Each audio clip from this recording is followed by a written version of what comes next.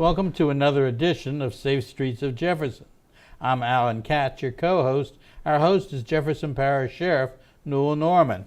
Sheriff, how are you today? Doing well, thank you. We would like to do today's show on crimes against persons. That includes, in your organization, homicide, robbery, and personal violence. And we were obviously homicide and robbery are self-explanatory, but we thought we might ask you to explain how the JPSO defines personal violence. Well, personal violence will encompass all other crimes that are committed against persons, such as rape, incest, sexual battery cases, and things of that nature. Very complex cases, very emotional cases, and more often than not, in the overall category of crimes against persons, typically is where you're going to see your shock to conscience kind of case.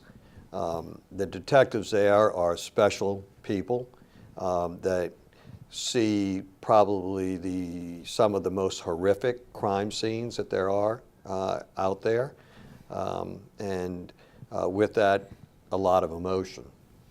We were so impressed by the experience of the lieutenants who head up these various sections. Lieutenant Donald Munier, who heads up the homicide division, is a 25-year veteran, as is Kevin Balser, Lieutenant Kevin Balser, who heads up the robbery section.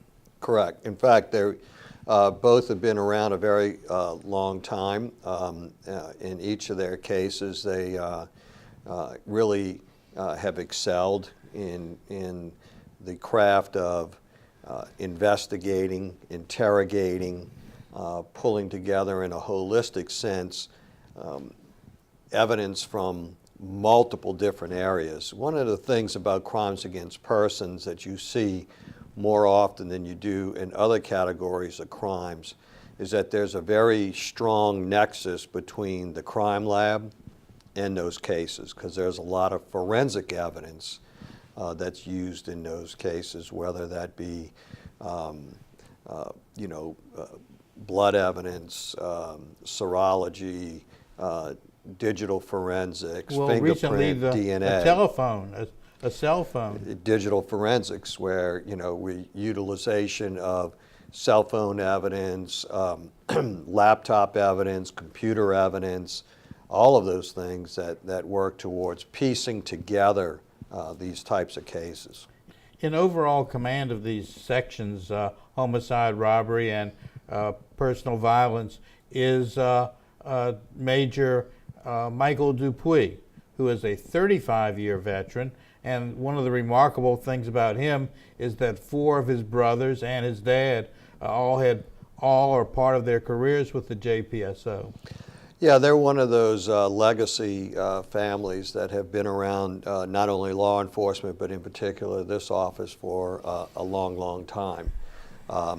His brother has retired and gone on to bigger and better things, and we're very proud of his accomplishments as well.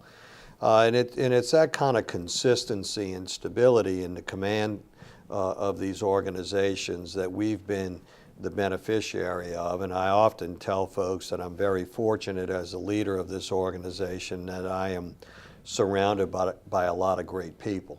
And obviously, all of the folks that work within the Crimes Against Persons unit are special and do a great job.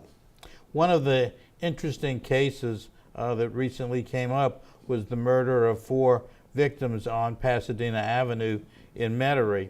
And because of your resources, you all were able to put 10 detectives on the case working around the clock, in addition to the crime scene experts and the crime lab. And one of your detectives found a cell phone left behind by the assailant, and the crime lab was able to open the phone and get to its innards and actually hear the conversations between the alleged assailant and one of his friends. Both of those people are now in jail awaiting trial, while your staff works with the DA to prepare a case. Yeah, I mean, these cases, depending on the way that they're revealed to us, timing sometimes is everything. And the more things that you can do in a shorter period of time, sometimes, more often than not, let me say, works to your benefit. So that you can begin the process of ruling things in, but even as important, the process of ruling things out. And so when you can kind of bring down, if you think about a series of concentric circles and you start honing in, and the more that you can rule out, doesn't necessarily mean that things are ruled in, but you don't have to worry about those details any longer or those stories because you're ruling stuff out. You have often said that technology is the edge that law enforcement has over criminals, and Major Dupuy says this case was a perfect example of how technology and old-fashioned police shoe leather combine to break the case and lead to the arrest in a horrific crime. Yeah, you know, human capital matters. You know, you have to have boots on the ground. But with that, you need to be able to utilize technology if you appropriately weave it into your organization from an operational standpoint so that it becomes meaningful to you in a real-time sense as the investigation progresses. If you have all of this technology and you haven't weaved it in operationally, sometimes you're sitting around waiting for the results from the technology that can actually cause delays. And that's one of the things that Crimes Against Persons Unit has been able to successfully implement.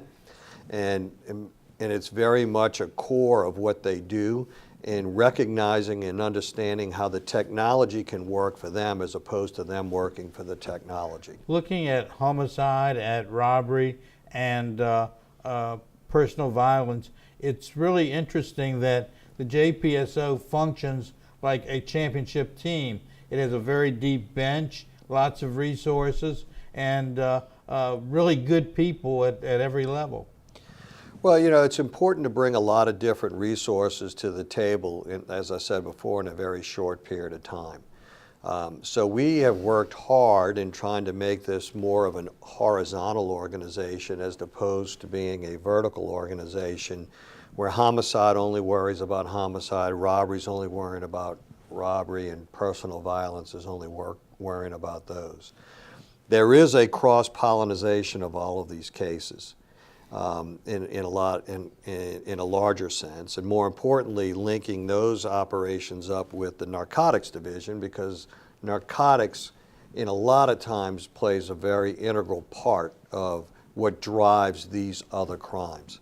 So being able to think more horizontal, and I guess simply put, taking ownership of all crime, not just the crimes that fall within the category in which you're working, is the mindset that we've tried to establish and generate and the culture that we've tried to propagate throughout this department day in and day out. In a moment, our viewers are going to meet the officers from these three sections and Major Dupuy, and I think that they'll be as impressed as we are by the knowledge, the experience, the enthusiasm, and the fact that these officers really enjoy working with each other.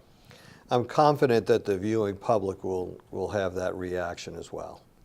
We'll be back with you in just a moment, Sheriff, at the end of the program. We're now going to present to you the officers who work in robbery, in homicide, and personal violence. And we think that you will be as interested and amazed by their excellence as we are. Please stay tuned.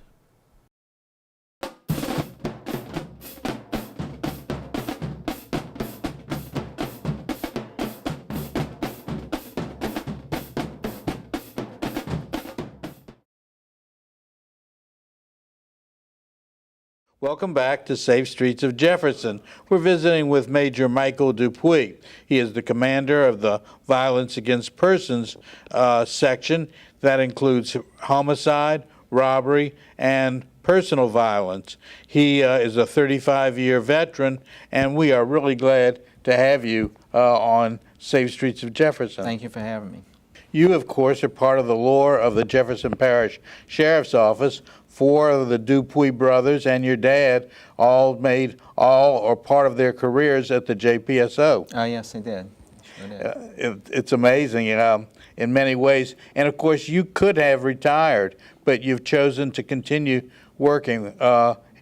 Is it because it's an interesting challenge and you like the people you work with? That's correct. It's an interesting challenge, and you're always learning. And the more you stay here, the more you learn.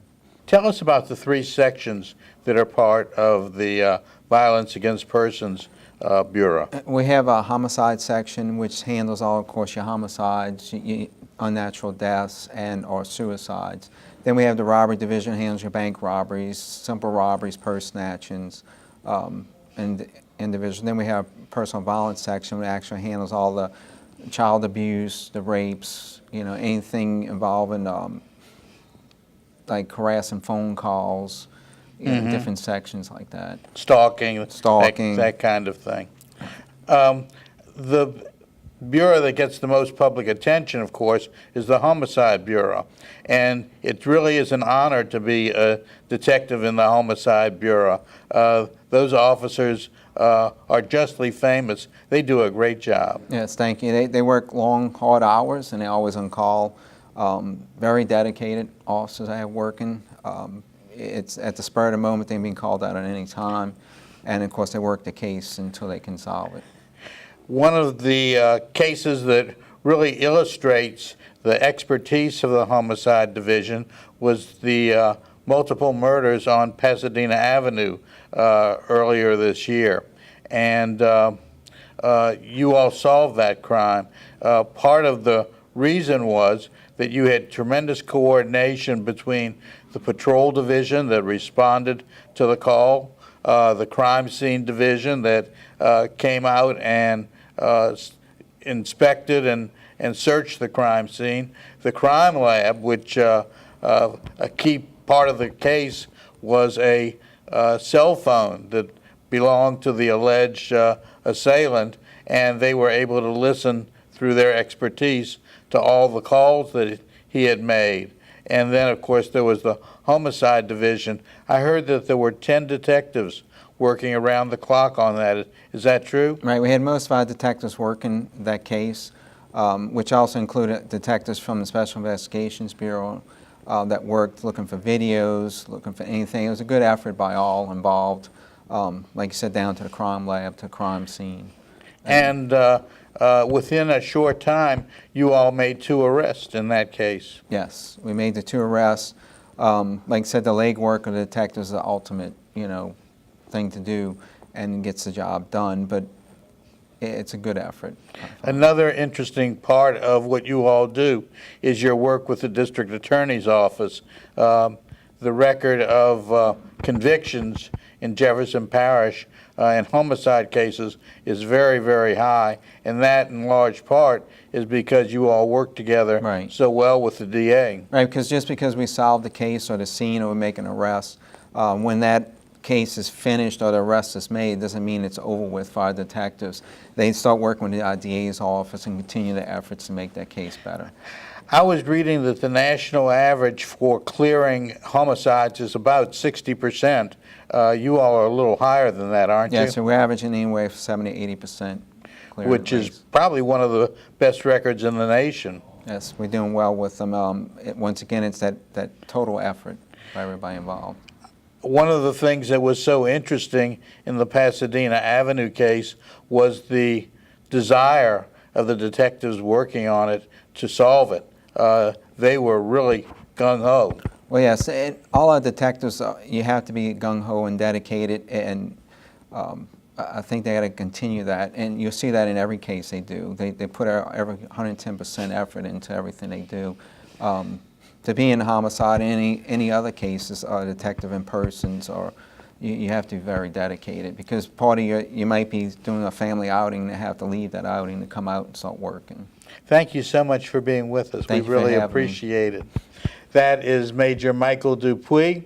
He is the commander of the Violence Against Persons Bureau, which includes robbery, homicide, and violence against persons. And as you can tell, he and his colleagues do a wonderful job. Please stay tuned. We'll be right back.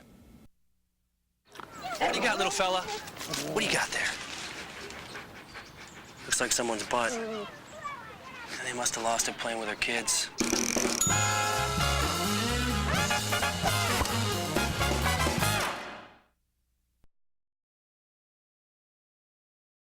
Welcome back to Safe Streets of Jefferson.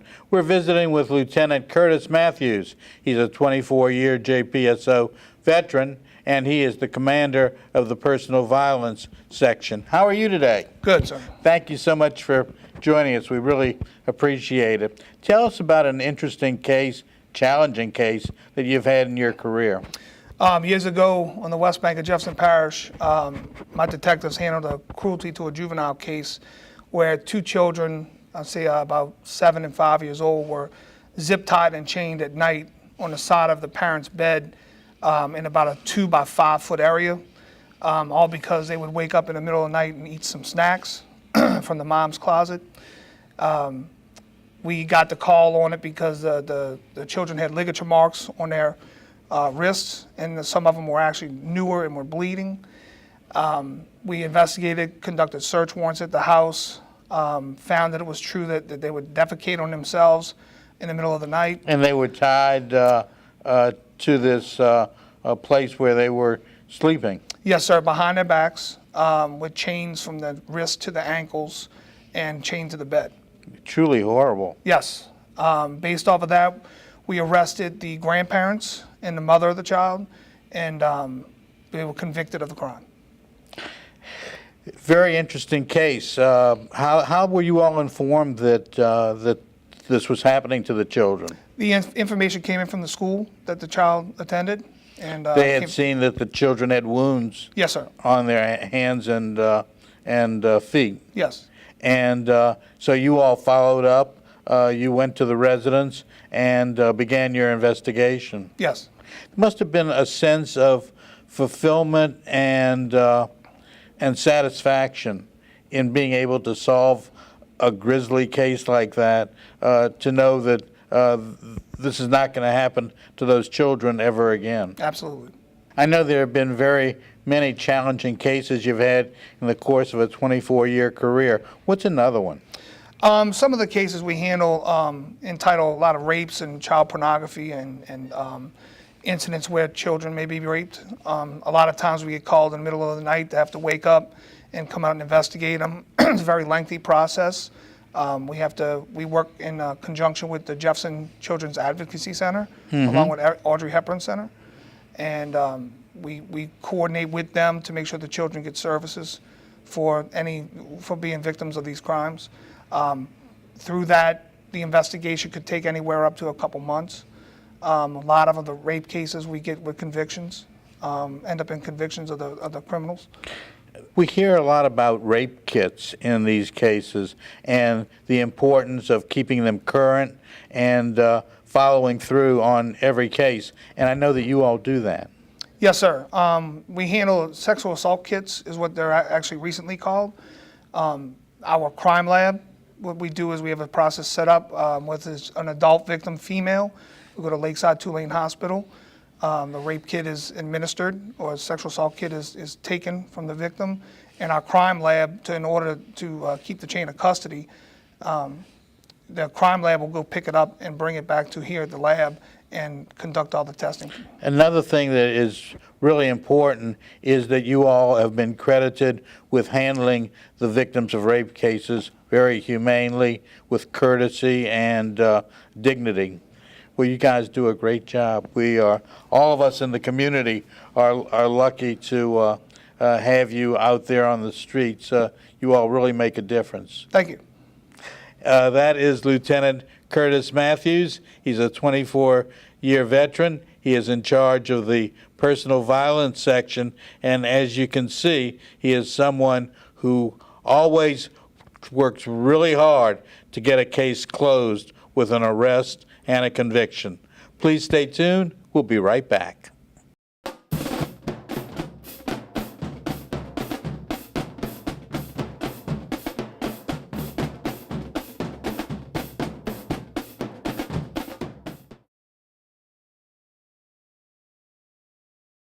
Welcome back to Safe Streets of Jefferson. We're visiting with Lieutenant Kevin Balser. He is an 18-year JPSO veteran. He is the commander of the Robbery Division.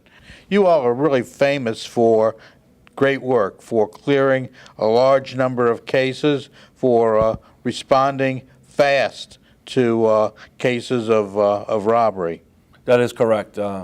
We have 2 sergeants, 6 detectives in the robbery section, and a lot of the times we do respond to every robbery scene in Jefferson Parish. It's both East and the West Bank, and the guys, the detectives in the squad do a really great job at what they do, solving the crimes and trying to bring closure to our victims. Do your duties include armed robberies? Yes, that's correct. So we investigate armed robberies, carjacking, bank robbery, simple robberies, purse snatchings.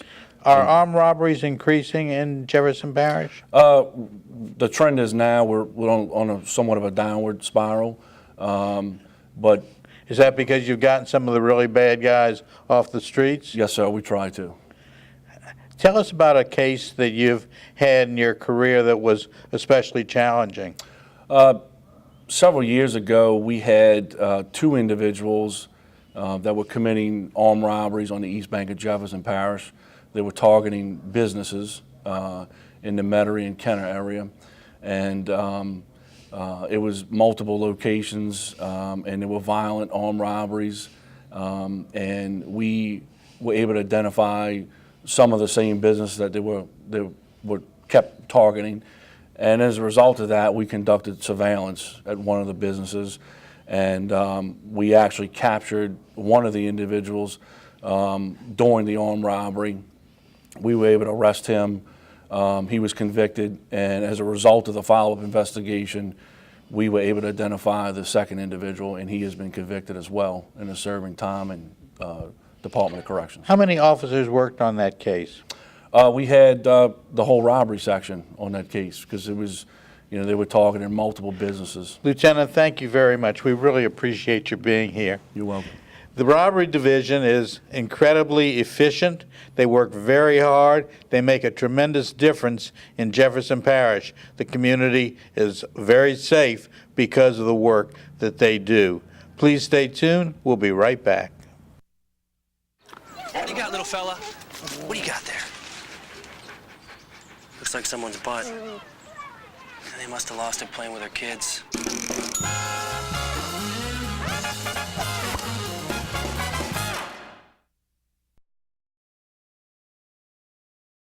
Welcome back to Safe Streets of Jefferson. We're visiting with Lieutenant Donald Munier, who is the commander of the Homicide Division at the JPSO. He is a 26-year veteran, and you have a really elite group of investigators who do a fantastic job. I appreciate you saying that. I think we do, yes, sir. Tell us about a particular case in your career that was especially challenging. Slightly before Katrina, there was what appeared to be an accidental electrocution death in a residence on the West Bank of Jefferson Parish. And by all accounts, that is what it looked like. And we kept looking at the scene, and it just seemed too evident, too perfect, if you will. What it ultimately turned out to be was staged to appear to be an accident, and it was the murder of a mother of 5, and she was a school teacher. And it took, actually, it took 6 months to the day to solve that case and obtain an arrest warrant. And that case was subsequently adjudicated, and the defendant is he's pled guilty, articulated his responsibility, and is doing 35 years in jail. Was he related to the victim? He was the husband. Yes. And in cases like that, tremendous amount of detective work that goes into it. How many officers would you say worked on that case? On that case, probably half a dozen officers at one point or another, but our obligation is to approach any scene as if it might, in fact, be a murder. We handle all manner of death. We handle a lot of suicides and the like, and the obligation is to go in without any preconceived notions about what it is, just based on initial Follow the appearance. facts. Follow the facts and the evidence. And working closely with crime scene, with the patrol division, and with the crime lab. Absolutely. The patrol division are going to be the first responders. They're going to be the boots on the ground. And certainly crime scene and crime laboratory make our job easier afterwards with forensic evidence and analysis. Yes. It's in an era of CSI, I'm always amazed at the amount of shoe leather that old-fashioned police work that it takes to solve a complex case like the one you just described. I think you're right. I think no matter how much forensic science you have and the skills of those involved, I think at the end of the day, some of what it takes is the shoe leather, the people beating the bushes, knocking on the doors, and interviewing people. Yeah. And pursuing all the leads and following the facts to see where they take you. Following the facts and the evidence, yes, sir. We want to thank you so much for being Thank on you. Safe Streets of Jefferson. My pleasure. It's a pleasure. That was Lieutenant Donald Munier. He is the commander of the Homicide Division. They have a clearance rate of almost 90% on the homicides in Jefferson Parish. That is a remarkable record in today's world, and it's part of the reason that Jefferson Parish is a very safe community. Please stay tuned.